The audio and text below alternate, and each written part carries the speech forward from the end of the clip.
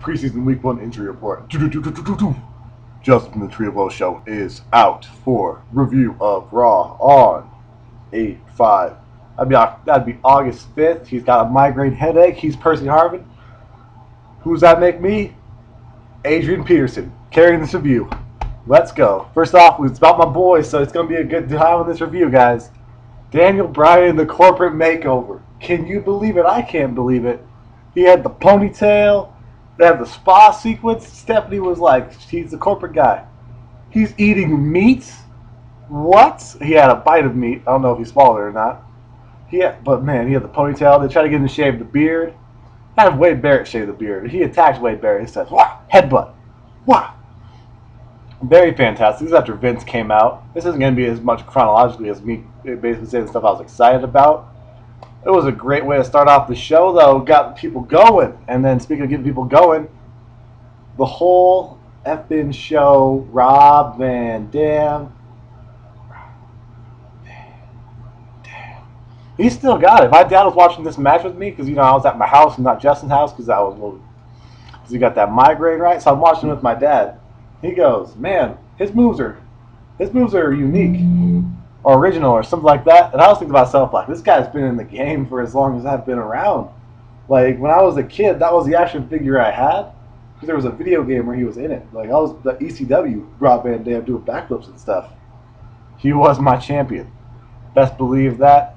And will he be the champion at SummerSlam? Will he get into the match at SummerSlam? That's the real question.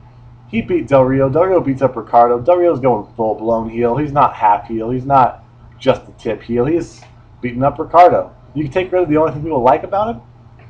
We're not going to like him anymore. We're going to boo him. We're going to boo everything about him. Hopefully. Fingers crossed. Man, Rob Van Dam looking nice, though. That guy is not mailing it in. Did you guys see that Rolling Thunder and the Scoop Slam that Randy Orton did on SmackDown? That was crazy. Man, I hope he gets in this match. Hope he does something at SummerSlam. He is, oof. Just him being there makes that middle of the stuff seem less mundane, which is why we talked about the mid-card being more improved or guys stepping up and moving forward. If guys move forward, other guys move down in the mid-card, which is why later on in the show, the 2-hour main event was crazy. Had to rock the shirt. Anyway, speaking of guys in the mid-card doing great things, Cody Rhodes, Damian Sandow in the briefcase segment where Cody talked about how he threw it into a lake somewhere, as Carmelo Anthony would say. If you don't know, it's an inside reference to Carmelo Anthony's Stop Stitching video, where he talked about how he threw his '04 Athens bronze medal into a lake. There's a lake somewhere. And this was also an homage to all the stuff they've always done in the Gulf of Mexico. Oh, man. Chavo got thrown in the Gulf of Mexico by someone, I think. There's been a lot of stuff in the Gulf of Mexico. A couple weeks ago on SmackDown, Cody Rhodes threw his briefcase in there. And now he got the briefcase back. It was covered in seaweed and all that stuff. And it was fantastic. And that's a very, you have those guys as a tag team for a while. When the tag teams finally break up, you can do a lot of stuff with it. I'm very happy they're rolling this out. And it's going to be at SummerSlam. I think it's for the briefcase. Is it for the briefcase? I got kind of home a little bit late, so I was fast forwarding all the not wrestling stuff and not talking stuff, but like the little filler things. I saw it was announced, but I wasn't listening. It wasn't enough time to see if it was for the briefcase. First comment: let me know if it is. I would appreciate it. And shout out to Ty 1822. You'll see why after part of the show. I'll tell you in a minute. This is the first part of the Ty 1822 shout-out segment. Mark Henry picks up the W against Ryback in the most heel tactic, not heel tactic ever. No one cares about. We're all kind of wish it would stop. How long until guys are going to stop walking away from matches as the count-out lost? Doesn't make them look strong. Doesn't make the other guy they're facing look strong. No one comes out better because of it. I think it should stop soon. But man, I love Mark Henry. I love freestyling to his entrance music. That's the word I was looking for. Got stuck there for a second. But what are they doing with this? I do not know. We'll see. C Nation. What's next on my notes? Oh, Total Divas mini segment. If you guys didn't catch last week's Total Divas, you missed out. Very fantastic show. Go and watch it. Daniel Bryan chops wood. John Cena gets wood, if you know what I mean. If you don't know what I mean, I'm talking about a boner, if you know what I mean. If you don't know what I mean, watch the show. they make reference to it. That's what the E's all about. That they're the E in WWE. Merger's coming. Heard it here first. TreeofWoahShow, August 5th review. E Network is merging with WWE. Oh man, that was such a classic show. Classic episode.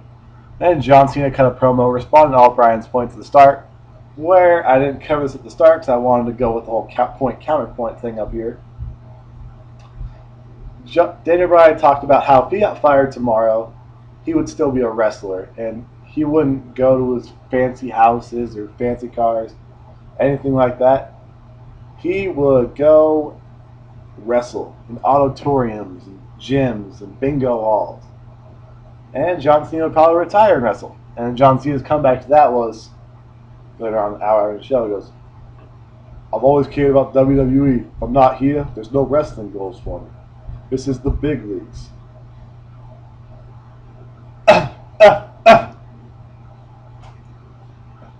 And no,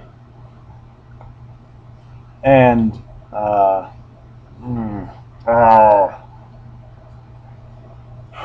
was the next point he had? That was the whole wrestler versus entertainer thing. He's like, you don't think I'm a wrestler? Guys have been doubting me.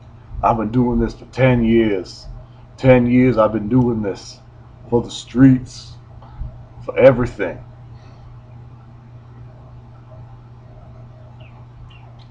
If you're not excited for this match, a moment of silence for your fanhood because it's gone.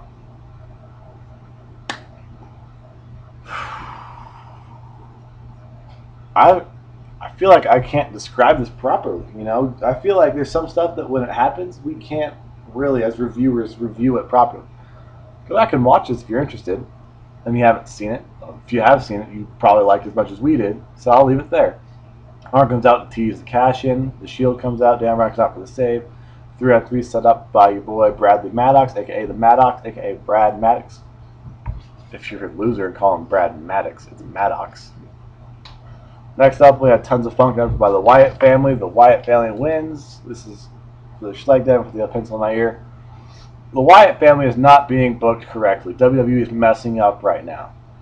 All they're doing is just throwing them out there for random stuff now, beating up Tons of Funk, and then challenging Kane for SummerSlam. You could have done it a billion different ways, and they settled for this.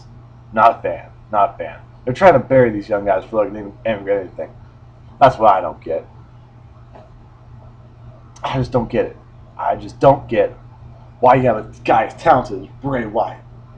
And he's even in the same segment as your joke group, Tons of Funk. And Schleg Daddy mode off. Kane sold me on this one too. SummerSlam's going to be crazy. Believe that. Another match I'm pumped for. Speaking of stuff I'm pumped for, Punk comes backstage and talks about some stuff. I can't remember because I only put down Punk backstage promo. I feel like he's talking about how he wants to get his hands on Paul Heyman and all that stuff. Makes sense. I'm going to go with that. And then Layla beats Caitlyn and skips around with AJ because I guess this is part of SmackDown and they're best friends. Cool. Layla's doing something. Turning heel. Doing something. I don't know. AJ has someone kind of work as a foil so that way Caitlyn can't ever get to her in time. I don't see this one ending at SummerSlam, ladies and gentlemen. I see this being drawn on maybe even Survivor Series. Oh, Divas 5-on-5 Survivor Series match. Team AJ versus Team Caitlyn. We don't want to see that, ladies and gentlemen. Will we see that? No, because the season finale of Total Divas is going to come before that, and the season finale of Total Divas is going to involve the Bella Twins picking up that W and getting them belts. Trust me on that. Book that. Actually, no. Eva Marie is going to win that championship. Book that. Believe that. Schleg Daddy mode back on. Next up, you have Christian. Mr. Out. Christian sucks. Next up, you had Christian against Heath Slater. Man. What can I say about this match that hasn't been said about every Heath Slater match and every Christian match ever? It went exactly how you'd expect it to go. And for the middle of the show, you can't complain about that. Christian's not... He already is set for SummerSlam. He's already in a match that's probably going to start off the show. I'll be 100% honest. Only so they can The only thing they can tease, Sandow would cash in, and Rhodes come out, beats him up, and then they start their match. Whoa, hold on, just booked the start of SummerSlam. We have the first match. Sandow's music hits. Rhodes' music hits. Boom, Rhodes goes in there and starts, and she doesn't cash in, and then the ref goes, "You guys' match is starting now for the briefcase." Oh, and then they fight for the briefcase, and then Cody Rhodes walks away triumphantly. That's what I believe in. And I just booked that on the spot. Hopefully I have a better idea than that. Who knows? 2-hour main event. CM Punk against Curtis Axel. Very solid match. CM Punk loves wrestling. Loves wrestling these young guys. These young guys. McGillicuddy's old. Anyway, these guys can go in the ring. It was very solid. And it told the story that Punk wanted to get his hands on Heyman. Super bad. He rushed the show. He rushed him from the jump and tried to get there, and Axel had to defend him. And by the time he gets his hand on him, none other than Brock Lesnar. Brock Lesnar comes out. Boom! How crazy is that? I don't know. Next week they're doing Heyman against Punk. Announce that afterwards. Brock and CM Punk were going back and forth like crazy. I'm excited to see how far this goes because those two guys have a high pain tolerance. Like, a lot of times we talk, oh, that's going to be a great match because they have really good wrestling stuff. These two guys are warriors. These guys will beat each other up. And that'll be the story. You know, you can't have every match be a technical super, you know. When you sit there and you think, oh, man, it'd be better if they did this and this and this. You have to have different match types to build different people. Is my dad probably going to watch SummerSlam, Brock Lesnar versus CM Punk? Without a doubt he would. He loves Brock Lesnar, and he's cool with CM Punk. He likes those type of wrestling matches, you know. He's not going to want to watch a 30-minute submission fest between Brock Lesnar and CM Punk. He wants to see a slugfest. He wants to see a story being told. It's not all about us. And even then, we should like this because this is right up our alley. TreeofWoahShow totally approves of this match. They just keep putting guys that Justin loves more than CM Punk in front of CM Punk. I'm telling him I said that. He'll probably watch this video. That's the problem. That's the problem that they're going with, you know. They're like, okay, we heard you like CM Punk. Heard your favorite wrestler, right? Right. He's like, yep. He's like, all right. We're going to throw everyone that you like more than Punk at him. We're going to throw The Rock. We're going to throw The Undertaker. Jericho when he was cooler. Now we're throwing Brock Lesnar. And that's why he's got migraines, guys. It's because he's got his favorite active dude facing all semi-active dudes that his childhood was filled with admiration of. That's how you make a superstar, ladies and gentlemen. That's why I got the CM Punk Payback shirt. Payback's crazy. Speaking of crazy, Titan 22. This match number 2, man. Kofi Kingston comes back and beats Fandango, the star of last week's Total Divas, making it 2 for 2 for the black guys. And Triple H and Stephanie were backstage, and Stephanie was like, "He's so mean to me." And Triple H was like, "You think he's gonna do stuff he doesn't like Cena? He doesn't like Daniel Bryan. What's he gonna do?" What is he gonna do? What are they setting up for? Does the Shield align with Vince McMahon? Is that why they're finally getting pushed together? Is because they're going to align with Vince? 2 segments will talk about that. Next segment, the Real Americans beat the Usos. What did you guys expect here?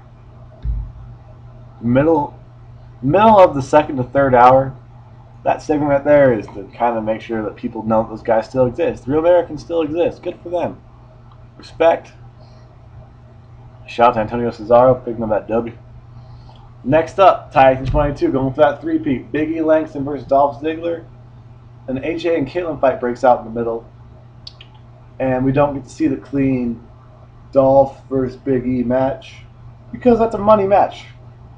And this is a good way to continue to make Big E someone that people care about. People like Dolph. People don't necessarily not like Big E. But I don't think he's much a heel as he is monster. And monster guys, it's not as much them saying mean things, it's them being very intimidating and ruthless. That's what the streets need. Big E Langston picking up that W. Good for Big E. Good for Titan 22 picking up that 3-for-3 black man win. We really out here right now. I swear, man. We out here. Finally. The beard, the dad beard Randy Orton's got, and the clean-shaven face of John Cena against the clean-shaven face of Dean Ambrose. The beard of Seth Rollins and the goatee of Roman Reigns. And this started with like 5 minutes left in the show, so you're thinking to yourself, yeah, we're not going to see a whole lot of stuff. Cena's elbow looked like a football. Daniel Bryan did basically all the wrestling, and they told that story. And he goes at one point to tap out, or to make Cody Rhodes tap. It makes Seth Rollins, get my Fave 5 mixed up, make him tap out, and then attacked by the Shield, and then they go all around, and then that time he ran to Orton. Orton comes back, RKO's him, and Orton RKO's Cena, goes to grab the briefcase, and on the way back into the ring, he's going super methodical because it's Randy Orton, he's thinking about it. He's the Apex Predator. Predator's got to strike when it's right. The Shield realizes this and comes back and saves Cena, but then Cena pops up and fights him. I don't know what's going on. Who knows what's going on this one? Luckily, we have more Raws to find out, and we're not going to leave a cliffhanger on this one. We'll find out either on SmackDown, main event, or Raw next week. But anyway, overall, this Raw was awesome. Dan Bryan wore a shirt that said, "The beard is here," making reference to the Champ is Here t-shirts. I'm guessing those will be able to sell on WWE Shop. So you want all my money, I guess. Anyway, like, comment, subscribe. In your comment, put hashtag migraines are no bueno. Justin will know. He'll read the comments. Let us know what you think, of course. If you haven't subscribed and you still watch our videos, if it's your first time, hi. If it's like your 5th time you haven't subscribed, hit the subscribe. That way it comes right up on your feed. You'll see it sooner. If you've watched 70 minutes of me talking by myself with me almost getting interrupted by my dog who's got a bad foot, thank you. Masonic symbols. You the man. Take us home.